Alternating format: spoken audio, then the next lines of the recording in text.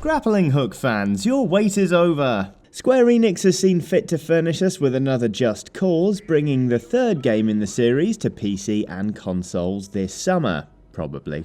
Details so far are somewhat thin on the ground, but before we get to littering said ground with a bunch of exploded cars, planes and people, we've got a few thoughts on things we want to see in Just Cause 3. For example, and for the love of God, how about some decent voice acting?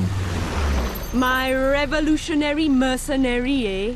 Tooling around in the glorious nation of Panau was an untarnished delight from start to finish, but even the most ardent fan would have a hard time defending the voice acting in Just Cause 2. Never mind the fact your parachute miraculously resets itself ad infinitum, the real immersion breaker in Just Cause 2 comes from the characters banging on about the Reapers and other such nonsense. Their blasted radars and surface-to-air missiles are making it very difficult to smuggle contraband along certain routes. Here's hoping they've got the budget to hire some voice talent with some actual, talent.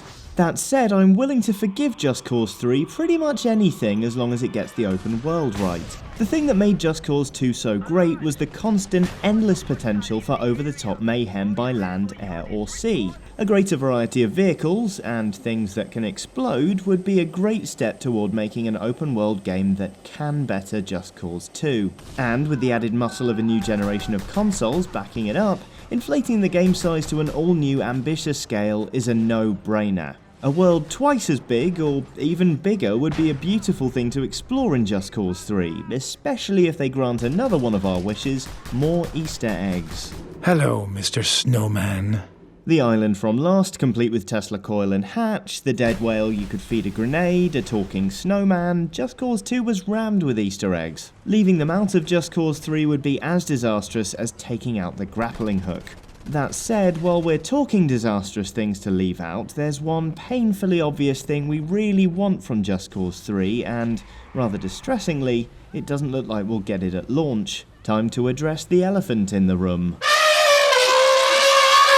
The multiplayer mod for Just Cause 2 took a great game and made it an incredible one. The only way to improve a game in which you can tether a man to a gas canister and send him flying off into the distance is if there are a bunch of you doing it all at once. Just Cause 3, however, won't be shipping with a multiplayer mode, but why is that? Well, developer Avalanche has spoken in the past about its love for the multiplayer mod, but said they're leaving it off their list for Just Cause 3 in order to focus on making a better sandbox. It's teeth-gnashingly frustrating, but the move isn't exactly an unprecedented one. Grand Theft Auto 5, for instance, is a massive sandbox game focused on destructive shooty action, same as Just Cause, and Grand Theft Auto Online wasn't patched into the game until well after its initial release.